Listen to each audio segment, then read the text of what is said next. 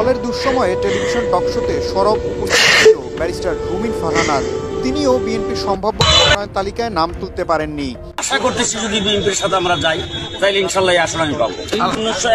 বলছি বিএনপির সিনিয়র যুগ্ম মহাসচিব রুহুল কবির রিজভীর কথা। ত্রয়োদশ সংসদ নির্বাচনের সম্ভাব্য প্রার্থী তালিকায় নাম নেই সিনিয়র এই নেতার। দলটির স্থায়ী কমিটির সদস্য নজরুল ইসলাম খান ও সেলিমা রহমান সম্ভাব্য মনোনয়ন তালিকায় নেই। বিএনপি চেয়ারপারসনের উপদেষ্টা আব্দুস সালাম, যুগ্ম মহাসচিব মোয়াজ্জেম হোসেন আলাল, হাবিবুন নবী খান সোহেল ও আসলাম চৌধুরী মনোনয়ন বঞ্চিত হয়েছেন। অ্যাডভোকেট জয়নাল আবেদিনও প্রার্থী তালিকায় নেই। দলের সিনিয়র নেতা গয়েশ্বরচন্দ্র রায় মনোনয়ন পেলেও পুত্রবধূ নিপুণ রায় চৌধুরী মনোনয়ন বঞ্চিত হয়েছেন। প্রার্থী তালিকায় নেই আফরোজা আব্বাসও, তবে স্বামী মির্জা আব্বাস লড়বেন ঢাকা ৮ আসন থেকে।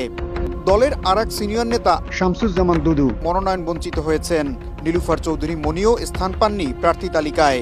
দলের ভাইস চেয়ারম্যান ডক্টর আসাদুজ্জামান রিপনকে টেলিভিশন টকশো থেকে দলীয় নানা কার্যক্রমে সক্রিয় দেখা গেলেও তিনিও মনোনয়ন পাননি।